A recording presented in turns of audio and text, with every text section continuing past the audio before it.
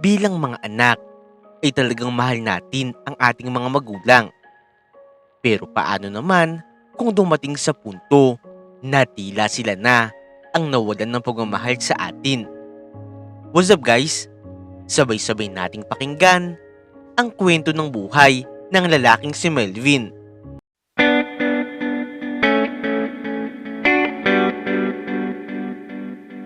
Sa tuwing umuuwi ng bahay si Melvin, ay palagi niyang naaabutan ang kanyang ama na si Raul sa pag-uuling nito. Ito ang ginagawang sideline ng kanyang ama bukod sa pagtatrabaho nito bilang construction worker. Bagamat maliit lamang ang kinikita, sinisigurado talaga ng kanyang ama na mayroon nga silang pangkain sa pang-araw-araw at mayroon nga rin itong maibibigay para sa kanyang pag-aaral. O tay, gabi na po ha. Kumain na po ba kayo? Pagbati ni Melvin sa kanyang tatay. Tinatapos ko lang ito anak. Marami kasing kukuha ng uling bukas lalo na sa palengke. Kumain na rin ako. Mayroon pang isang tuyo doon. Tsaka isang takal ng kanin dyan. Kumain ka na muna ha. Saad lamang ng kanyang ama habang abala sa ginagawa nito. Pumasok naman si Melvin sa kanilang bahay para kumain. Matapos nito ay inayos at nilinis na nga niya ang mga gamit sa bahay. Ito ang palagi niyang ginagawa dahil abala sa paghahanap buhay ang kanyang ama. Matapos niyang gawin ang mga gawaing bahay ay tsaka lamang din natapos ng kanyang ama ang ginagawa nito. Matutulog na ako anak. Ito pala ang baon mo para bukas. Maaga pa akong aalis Saad nito sa kanya at binigyan nga siya ng 20 pesos. Salamat po tatay. Sige po at magpahinga na po kayo. Matutulog na rin po ako pagkatapos ko pong mag-review. Tugon naman ni Melvin. Maya-maya lamang, noong mahiga na rin sa kanyang tulugan itong si Melvin, hindi niya maiwasang mag-isip ng malalim bago magpahinga. Marami siyang katanungan sa isipan at inaalala niya rin kung saan nga ba siya dadalhin ng kanyang kapalaran. Hindi niya rin maiwasang isipin ang tungkol sa kanyang nanay. 10 taong gulang pa lamang siya noong iwan nga siya nito at sumama sa ibang lalaki. Naaalala niya noong masilayan niya ang kanyang ama na nagmamakaawa sa kanyang nanay upang huwag lamang silang iwan. Nagmatigas at mas pinili ng kanyang nanay na sumama sa isang mayamang lalaki dahil sabi nga nito wala daw siyang mapapala sa kanila. Habang inaalala niya ang masasakit na alaalang ito, hindi na lamang din napansin ni Melvin na unti-unti na palang tumutulo ang kanyang mga luha. Kaagad niya itong pinunasan at tumagilid ng higa bago tabunan ng kumot ang kanyang buong katawan. Ayaw niyang makita ng kanyang ama na umiiyak siya dahil tiyak na mas masasaktan ito. Bagamat matagal na panahon na nga rin nangyari yun, ay tinanggap na nga lamang niya sa kanyang sarili na kahit kailan hindi na nga mabubuong muli ang kanilang pamilya. Dumaan ang napakaraming pagsubok sa buhay ng mag-ama, pero nagpumilit si Melvin na makapagtapos. Dumating na lamang din ang araw na pinakahihintay niya at ito ay ang araw ng kanyang graduation. Nakapagtapos si Melvin bilang isang cum laude. Congratulations anak! Dinig niyang sigaw ng kanyang ama. Nakita niyang mga yak-yak ito na pumapalakpak. Tsaka siya nito niyakap. Masaya si Melvin sa kanyang naging pagtatapos. Ayun, matutupad na nga niya ang kanyang ipinangako sa kanyang ama na siya naman ang bahala dito at balang araw ay aangat na rin ang kanilang buhay. Noong makauwi sila ng kanyang tatay, ay laking gulat talaga ni Melvin noong makita niya ang handang pansit, tinapay at soft drinks. Mayroon pa nga rin ilang dekorasyon. Surprise anak! Masayang saad ng kanyang ama na ikinabigla talaga ni Melvin. Tatay, may handa? Hindi niya makapaniwalang tanong. Siyempre naman anak, para sa'yo. Nakapagtapos ka at cum laude pa. Nagustuhan mo ba? Sagot naman ito Hindi na nga nakasagot pa si Melvin dahil kusang tumulo ang kanyang mga luha kasabay ng pagyakap sa kanyang ama.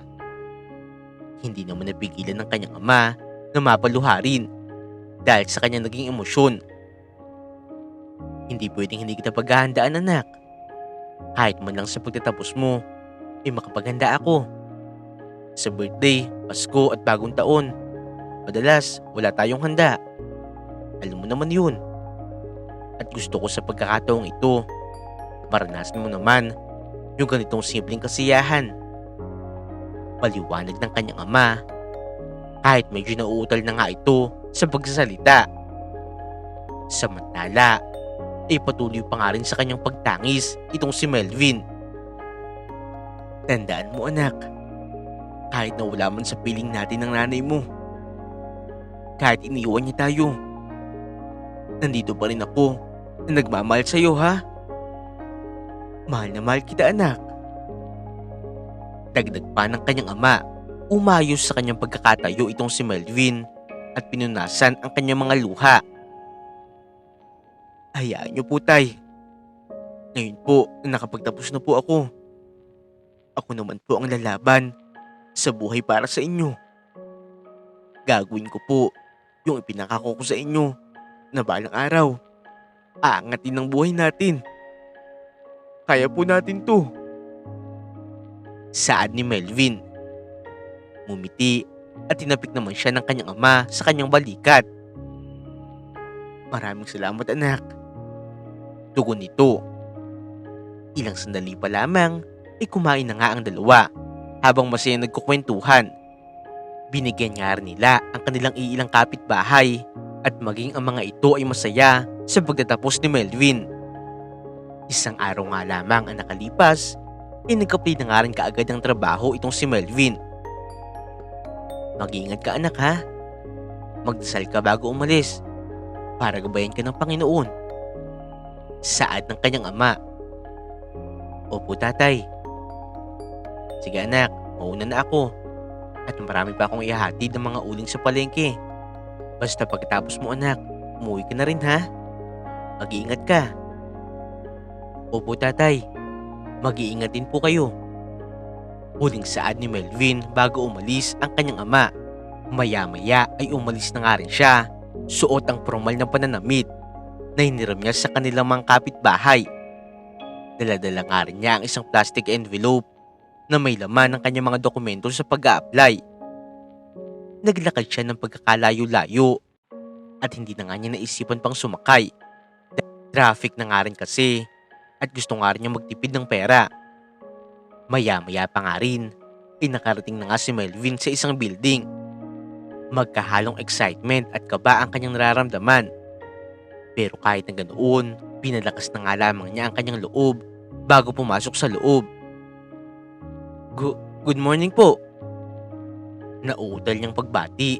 Sa bawat nadaraanan niya, may iilan na bumabati din pabalik at mayroon din naman na nakatitig lamang sa kanya. Kaagad na nga siyang dumiretso sa isang room kung saan nga siya i-interviewin. Noong papasukin nga si Melvin sa isang room, ay kaagad na nga rin nagsimula ang interview. Pagkatapos nga nito, kinakailangan nga rin muna ng mga staff na ipaalam sa may-ari ang tungkol sa mga bagong aplikante. Dahil pihikan nga ito sa pagtanggap ng mga tao. Ma'am, ito po pala ang mga resumes ng mga interviewee. Sagot ng HR. Kaya chinik na nga rin ito ng may-ari. Noong makita niya ang resume ni Melvin, inanlaki ang kanyang mga mata at nakaramdam nga ito ng matinding galit. Papuntahin mo nga dito, itong taong to.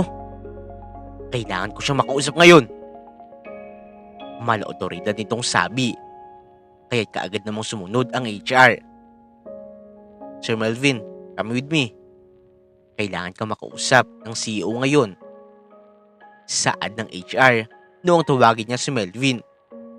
Nakaramdam ng excitement ang binata dahil sa pag-iisip niya, malamang siya na nga ang matatanggap. Ma'am, ito na po siya. Saad ng HR noong papasukin nga nito si Melvin sa loob ng opisina ng may-ari. Pakisara ng pinto. Sabihan niyo rin ako kaagad kapag dumating na ang asawa ko. Liwanag? Opo ma'am. Huling saad ng HR bago nga niya isinara ang pinto. Samantala, ay naiwan naman si Melvin habang nakatingin sa CEO na patalikod ang upo.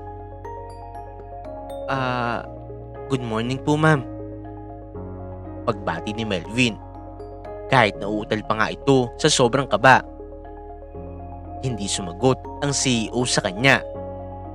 Bagkus, umarap nga ito ng pagkakaupo at seryoso nga nakatitig sa kanya. Sa pagkakataong ito, ay nakaramdam ng mabilis na pagkabog ng dibdib itong si Melvin habang hindi siya makapaniwala sa kanyang nakikita. Totoo ba ito? Kaharap niya ngayon ang kanyang nanay. Nanay? Hindi makapaniwala ang tanong nito habang tila naging estatwa sa kanyang pagkakatayo. Hindi. Huwag na huwag mo akong tatawagin nanay dito sa kumpanya ko. Bulyaw naman ito, sabay hampas sa ibabaw ng kanyang mesa. Anong ginagawa mo dito? Sinusundan mo ba ako? Po? Hindi ko po kayo sinusundan. Hindi ko naman po alam na kayo po pala ang magiging boss ko. Pagtanggi ng binata. Sinungaling! Sigaw nito sa kanya. Bakit? Gusto mong malaman nila na may anak ako sa labas? Ha? Ano bang gusto mo? Sirain ang imahe ko sa harap ng pamilya at mga empleyado ko? Sa puntong ito ay talagang bumigat ang dibdib ni Melvin habang sinisinghalan siya ng sarili niyang ina. Hindi ko po yung gustong gawin. Hindi ko lang po talaga alam, nanay. Sinabi ko na sa'yo, di ba? Huwag mo akong tatawagin nanay. Sigaw nitong muli. Umilig na lamang si Melvin dahil sa pagkagis nga nito ng isang maliit na bagay patungo sa gawin niya. Kahit kailan, hindi kita ituturing na anak ko. Kahit kailan, hindi kita kikilalanin. Lalo na ang tatay mo. Dahil pareho kayong walang kwenta. Ayaw ko matulad sa inyo. Mababang uri. Hindi na nga rin napigilan pa ni Melvin na umagos ang kanyang luha sa sakit na sinabi ng kanyang nanay. Mababang uri? Kami ni tatay? Bakit? Doon ka rin naman po galing ha. Iniwan mo kami dahil makasarili ka. Ang iniisip mo lang ay ang sarili mo. Wala kang awa. Para kang hindi babae. Para kang hindi isang nanay. At higit sa lahat, para kang hindi tao kung umasta. Pagsagot pa ni Melvin habang humihikbi. Napahingang malalim nga rin ang kanyang nanay. Iyang perang tinatamasa mo, hindi yan sa'yo. Hindi ka naghirap para sa sarili mo. Alam mo, kahit wala ka sa piling namin ni tatay, masayang-masaya pa rin kami. Si tatay ang palagi nasa tabi ko at sumusuporta sa akin. Huwag kang mag-alala. Kung inaakala mo na manggugulo ako sa buhay mo, sa buhay na tinatamasa mo, nagkakamali ka. Hindi ako pinalaking ganyan ng tatay ko. Dahil mabuti siyang magulang. Dagdag pa nga ni Melvin. Guard! Guard! Palabasin mo itong hampas lubang ito! Sigaw na lamang ng nanay ni Melvin. Kahit mayroon ng pumasok na gwardya. Palabasin yan! At tandaan nyo ang mukhang yan. Kahit kailan, hindi na yun pwedeng pumasok dito. Kagad namang sumunod ang mga gwardya. At mga hawakan pa lamang nito ang braso ng binata noong kumalas naman ito. Hindi mo na ako kailangan na ipakaladkad pa. Dahil kusa akong aalis. Pero ipinapangako ko sa sarili ko na balang araw, makakamit ko ang buhay na gusto ko. Para sa amin ni tatay, kakayanin namin yun. Kahit hindi ka na namin kasama. Huling saad ni Melvin bago nga siya kusang umalis. Sa paglabas ni Melvin sa opisina ng CEO, nagtataka nga talaga ang bawat empleyado kung bakit ganoon ang kanyang itsura at umiiyak nga siya. Pero wala na nga siyang pakialam dito. Umuwi si Melvin habang tumatangis ang kanyang mga luha. Nadatnan nga siyang ganito ng kanyang tatay. Nagtataka ito kung bakit ganoon ang kanyang kalagayan. Anak, ano ba nangyari? Bakit ka umiiyak? Nag-aalalang tanong ng kanyang tatay. Sandaling hindi umimik si Melvin bago niya tingnan ang kanyang ama. Kitang-kita sa kanyang muka ang awa at hinagpis. Tay, nakita ko po si nanay. Saan ito? Na ikinabigla naman ng kanyang ama. Ano? Saan? Sabihin mo sa akin, anak. Anong ginawa niya sa'yo? Sunod-sunod nitong tanong. Siya po pala ang may-ari ng kumpanyang ina-applyan ko. Noong malaman niya na nandoon ako, pinalayas po niya ako. Itinakwil niya po ako. Hindi lang bilang isang empleyado.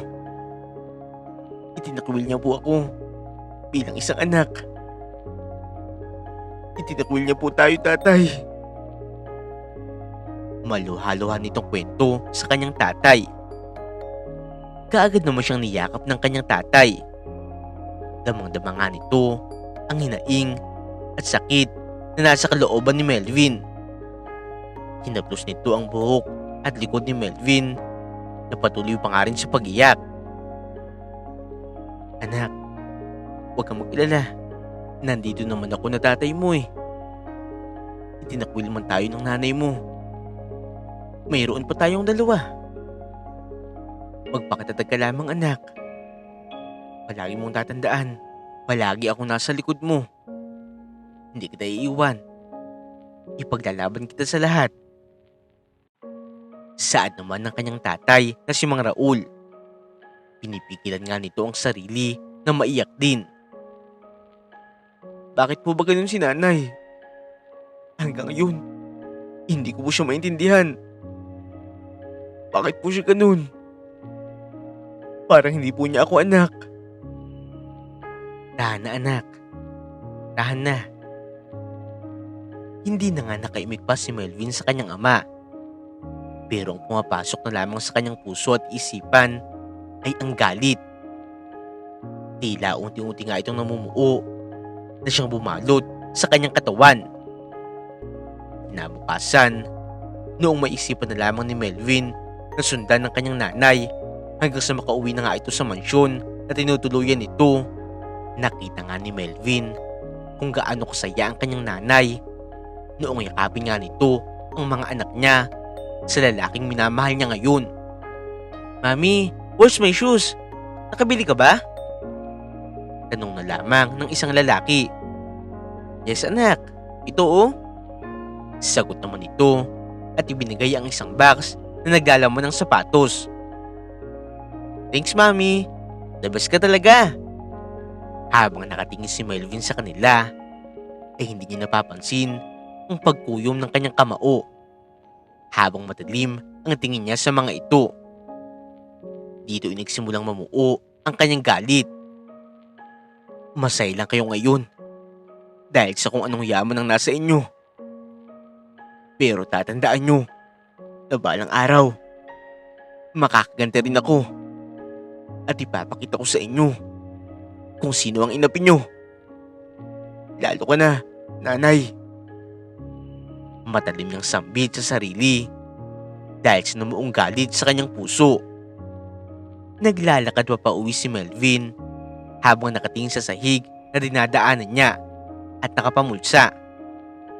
Tila wala ito sa sarili dahil sa galit na nasa kanyang isipan. Maya-maya lamang noong mabigla siya dahil hindi niya napansin ang isang babae kaya't nabangga niya ito.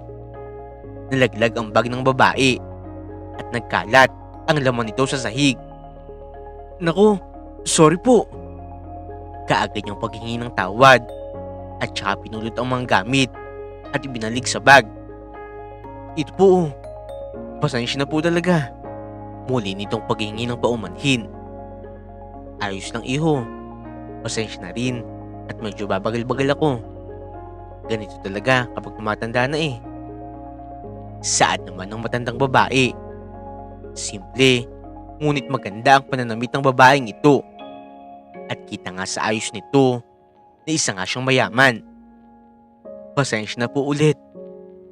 Saad muli ni Melvin. Pero sa puntong ito ay mas napansin ng matandang babae ang kanyang itsura. Teka iho, mukhang malungkot ka ha. Namamaga pa ang mga mata mo. Umiyak ka ba? Pagtatak nga ng matandang babae. Kaagad namang iniwas ni Melvin ang kanyang muka dahil dito. Wala po ito. Sagot naman niya. Iho, kahit hindi mo aminin, alam ko, meron kang problema. Meron kang dinadamdam. May tutulong ba ako sa'yo? Tanong muli nito. Ay naku, hindi na po. Kaya ko na po. Iho, mukhang hindi mo na kaya. Kabisado ko na ang ganyan. Marami na akong nakasamang tao. Kaya alam ko kung ayos ba sila o hindi. Tsaka isa pa iho, hindi ka naman magiging ganyan kung wala kang problema eh. Di ba? Natahimik na nga lamang si Melvin. Hindi niya alam kung paano nga siya makakapagkwento sa isang matandang babae na hindi naman niya kilala. Huwag kang maglala. Baka matulungan pa kita sa problema mo. Kung gusto mo, doon tayo kumain sa isang restaurant habang naghihintay ako ng sundo ko. Muling saad nito at tinuro ang isang restaurant. Huwag ka nang mahiya. Halika na. Nagtungo nga sila sa isang restaurant at naupo. Nakita ni Melvin na sobrang ginagalang ng mga waiter, manager at chef ng resto ang matandang babaeng ito. O sige, mag-order ka na. Ano bang gusto mo? Mamili ka lang dyan, kahit ano. Saad nito. Po? Nakakaya naman po. Sus, huwag nang mahiya. Nandito na tayo eh. Sige na, mag-order ka lang. At kung ano gusto mo, bibili natin. Huwag mo nang intindihin ang presyo. Muling saad nito. Ngumiti naman si Melvin at nag-order ng kanyang paboritong pagkain. Gayon din ang matanda. Matapos nito, itsaka nga sila dumako sa kanilang pag-uusap. Sige iho, magkwento ka na. Bakit nga ba ganyan ang itsura mo? Ano bang problema mo? Tanong na lamang ng matanda. Oo nga pala. Josie nga pala ang pangalan ko. Ako si Josie. Paghabol nito sa pagpapakilala sa kanyang sarili. Melvin nga po pala. Tugon naman ng binata. Nalulungkot lang po kasi ako at nakakaramdam ng galit sa nanay ko. Mantagal na po kasi niya kaming iniwan ng tatay ko para sumama sa ibang lalaki. At bumuo po sila ng bagong pamilya. Kahapon po, hindi ko po alam na ang kumpanyang pinag-aapalian ko po, pagmamayari po pala nila. Nanay ko po pala ang CEO doon. Noong makita po niya ako, itinaboy niya po ako. At sinabi na kahit kailan, hindi daw po niya ako ikilalanin na bilang anak niya. Wala daw po kaming kwenta. Pagkukwento ni Melvin sa matandang babae. At nagagalit ka sa kanya. Ganun ba? Tanong naman ito. Bagamat nag-aalangan, itumungo si Melvin bilang tugon. Opo. Inaamin ko po. Ngayon, Nakakaramdam po ako ng matinding galit sa nanay ko. Gustuhin ko man po siyang isuwalang bahala. Pero hindi po mapigilan ng bugso ng damdamin ko. Tugon ni Melvin sa matandang si Josie. Ngumiti ng matipid ang matanda. At naiintindihan nga nito ang nararamdaman ni Melvin. Naiintindihan ko yun, Melvin. Sa totoo lang, halos parehas rin tayo ng naging karanasan. Nung sa akin naman, tinakwil ako noon ng dati kong asawa at ng buo niyang pamilya. Dahil isa lang akong dukha noon. Pero kahit na ganun, hindi ako pumayag. Nagsumikap talaga ako at nagpakahirap para maabot ang mga pangarap ko, lalo na pagdating sa pinansyal at kalayaan sa oras. Eto, at dumating ako sa puntong yun. Pero kahit na kailan, hindi ko sinayang ang oras ko para i-hate ang mga taong nang apak sa akin. Ewan ko ba? Pero para sa akin, iho, nakaka-stress lang magalit. Paliwanag naman ng matanda. Umiti naman si Melvin dahil naiintindihan nga siya nito. Naging inspirasyon nga rin sa kanya ito dahil sa parehas nga nilang pinagdaanan at layunin ng matanda. Nasaan na po ngayon ang dati niyong asawa? Pati po ang pamilya niya? Tanong nito. Yung ibang miyembro ng pamilya niya, nagtatrabaho na sa akin ngayon. Yung iilan naman, hindi ko na alam kung nasaan. At yung dati kong asawa, tinutulungan ko siya ngayon na magkaroon ng munting negosyo para sa kanila ng bago niyang pamilya. Kahit naman kasi ganoon na nangyari noon, may pinagsamahan pa rin kami. Tugon naman ng matanda. Hindi na nga sumagot pa si Melvin at salip, ngumiti na lamang ito bilang tugon. Maya-maya lamang, noong dumating na nga ang kanilang in-order at saka nga sila kumain.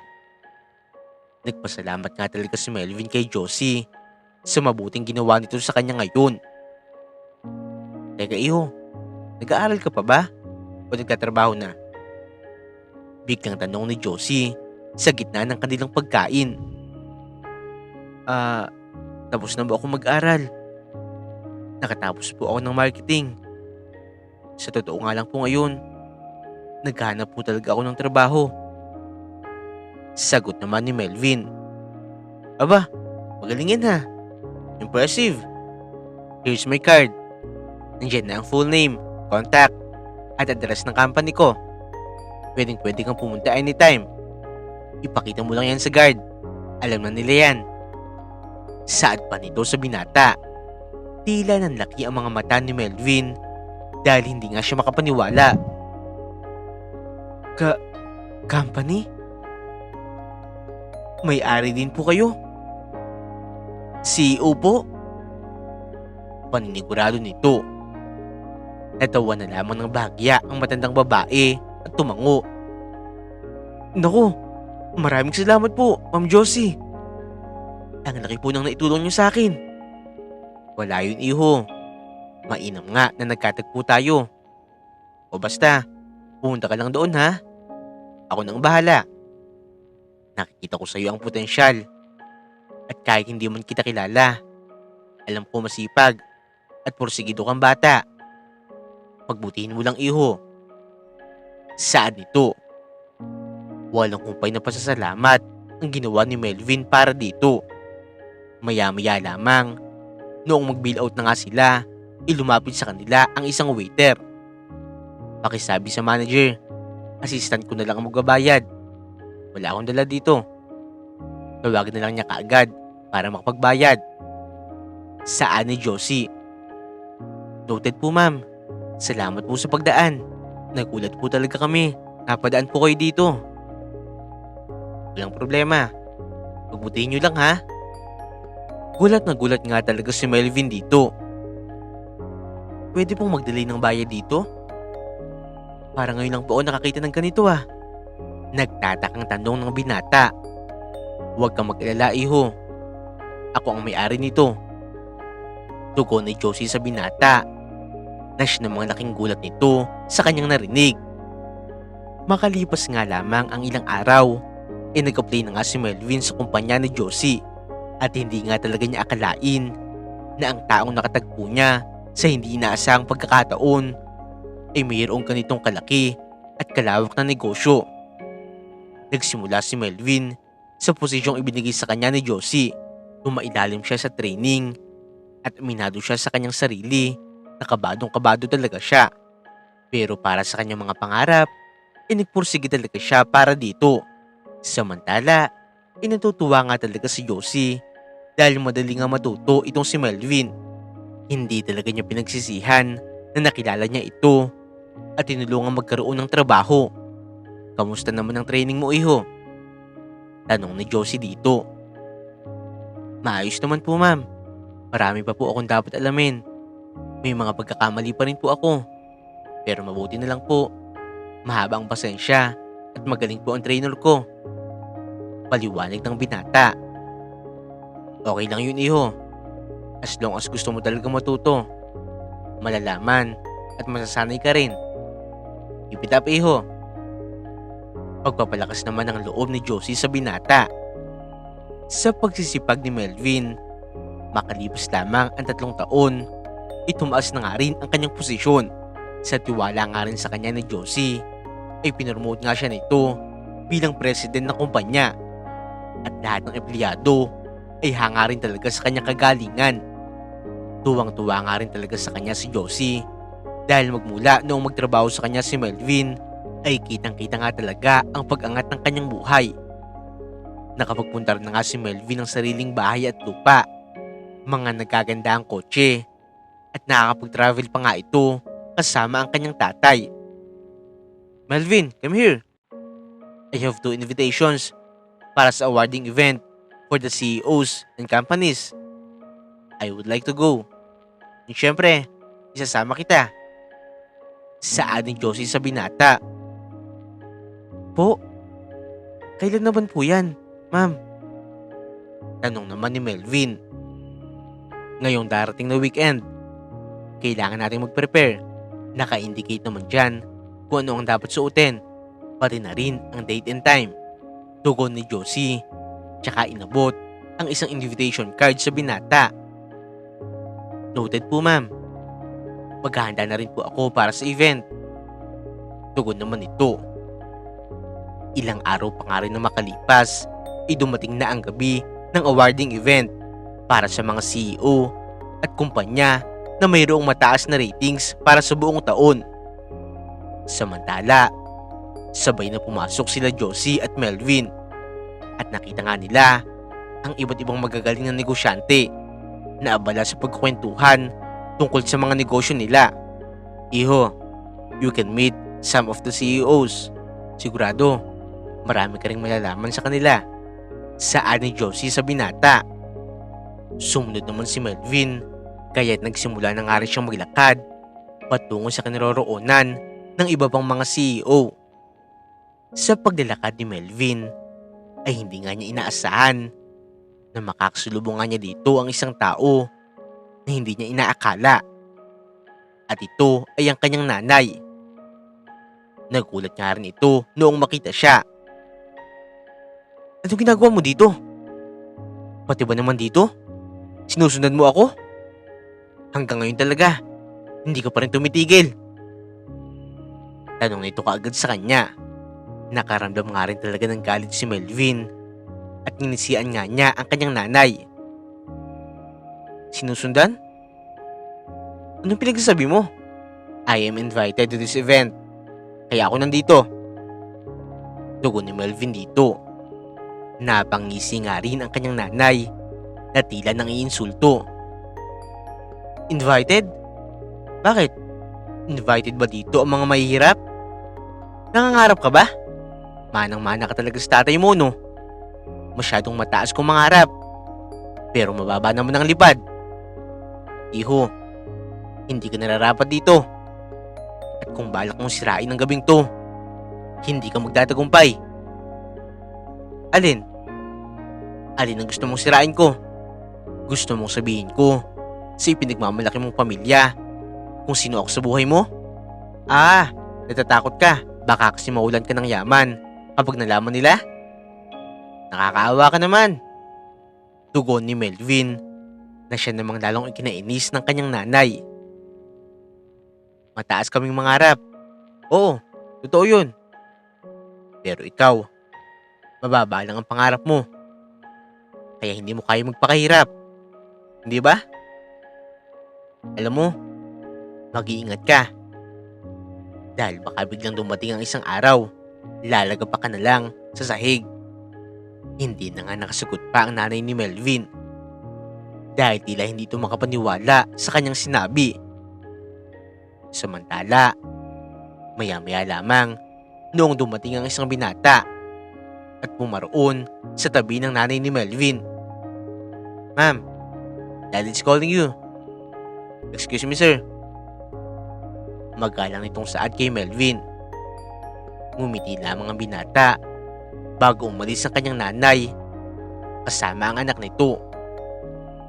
Sa mga oras na ito ay nakaramdam ng matinding galit itong si Melvin na tila ba gustong-gusto na nga niyang ilabas kapag makakaharap ang kanyang nanay na nagtakwil sa kanya.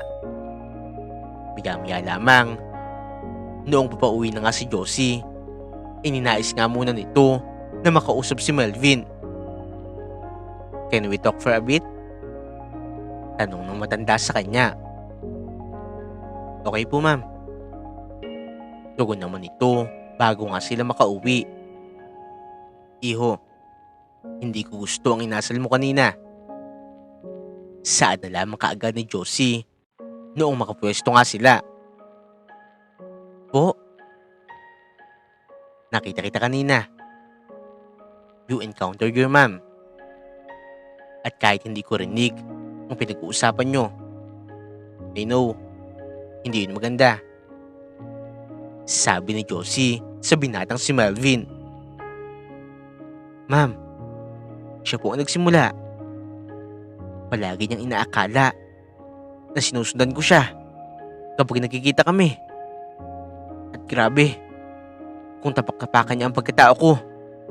Pati si tatay, dinadamay niya. Sobra na po siya, ma'am. Hindi ako makakapayag na sa habang buhay, ganun lang palagi ang gagawin niya sa amin ni tatay. Paglalabas ni Melvin ang galit na nasa kalooban niya. Pero iho, hindi maganda ang magtanim ng galit, lalo na sa magulang mo, sa nanay mo. Kahit nakarating ka man sa buhay na pinapangarap mo, hindi pa rin sapat na dahilan yan para bastusin mo ang magulang mo. May hinaong pagpapaliwanag ng matanda sa kanya. Pero paano naman po ako? Kung paano niyo kami bastusin ng tatay ko? Kung gaano kaliit ang tingin niya sa amin? Hayaan ko na lang po ba yun? Bakit? Kasi anak lang ako? Kasi nanay ko po siya? Kasi magulang ko siya? Kasalanan ko rin po ba yun, ma'am? Sunod-sunod na tanong ni Melvin. Gusto na nga niyang ilabas ang galit sa kanyang puso na napakatagal na nga niyang kinikimkim. Iho, wala kang kasalanan. Hindi mo kasalanan kung nagkaroon ka ng nanay na hindi din pakananay sa'yo. Alam mo ba kung saan ka nagkasala? Sa pagpatol sa hindi naman dapat. At lalong-lalo na sa iyong nanay. Naiintindihan ko ang galit mo. Pero kung yan palagi ang papairalin mo, iho, hindi ka makakausad kahit nagaano man kalayo ang narating mo. Kung mayroon pa rin galit sa puso mo, para ka lang nakakulong ng higit pa sa isang preso. Iho, pakawalan mo na ang galit mo. Alam kong hindi yan ang turo sa'yo ng tatay mo. Pero isipin mo na lang din ang kinabukasan mo at ng magiging pamilya mo. Pagpapaliwanag ni Josie sa kanya. Sa tindi ng dinadalang galit ni Melvin sa kanyang puso at isipan, napaluha na lamang siya. Kaagad naman siyang niyakap ni Josie. Mahal na mahal kita, iho. Kahit hindi ka man nagmula sa akin, malaki ang pasasalamat ko at dumating ka sa buhay ko. Malaking bagay ka sa akin. ikaw na lamang din ang parang anak ko. Kaya pinapahalagahan kita. Kaya tinuturo ko sa iyo kung ano ang nararapat. Itinutulong ko kung ano ang kaya ko. Saan ni Josie? 1 taon ang nakalipas. Paalis pa lamang si Melvin sa kanyang bahay noong mapahinto siya dahil sa kanyang nakikita. Hindi niya inaakala na makikita niya ang kanyang nanay na nasa harapan ng gate ng kanyang bahay. Kita niya ang malaking pagbabago nito. Simple na nga ang suot nitong damit at mas pumayat na nga ito. Nakakaawa itong tingnan dahil sa kanyang kalagayan. Melvin. Naluluhan itong pagtawag sa kanyang anak. Dahil sa nakita ng binata, ay kaagad naman itong naglakad at binuksan ang kanyang gate. Melvin anak. Saad pang muli ng kanyang nanay. Ano pong nangyari sa iyo? Tanong ni Melvin sa kanyang nanay. Melvin, bumagsak ang kumpanya. Nawala ang lahat ng ari-arian ko. Iniwan ako ng asawa ko. At kawawa talaga ang mga anak ko. Melvin anak, tulungan mo ako. Paliwanag nito. Hindi naman umimik si Melvin at tiningnan ang kanyang nanay. Melvin anak, sino yan? Sakto nga rin sa pagkakataong ito, inapalabas ng bahay ang kanyang tatay. At nabigla nga rin ito sa kanyang nakita. Maging ang tatay ni Melvin ay hindi rin makapaniwala sa nakakaawang itsura ngayon ng dati niyang asawa. Ano nangyari sa'yo? Buong pagtataka nito. Patawarin niyo ako sa nagawa ko. Siguro, karma ko na rin to. Ang dami kong ginawa sa inyong kasamaan. Patawarin niyo ako. Nakikiusap ako. Sad pa nito at halos lumuhod na nga rin ito sa sahig. Hindi na nga nakayanan pa ni Melvin na makita nagkakaganon ang kanyang nanay. Kaya tinulungan nga niya itong makatayo. Hindi mo kailangan gawin yan. Kung ano man ang ginawa mo noon, wala na sa amin ni tata yun. Matagal ka na rin naming pinatawad. Saad ni Melvin, tsaka huminga ng malalim. Talaga anak? Maraming salamat naman kung ganun. Sambit ng kanyang nanay. Kahit na gusto siya nitong yakapin, ay hindi nito magawa dahil sa kanyang kaayusan. Inaamin ko, nalubog ang kumpanya mo dahil sa akin.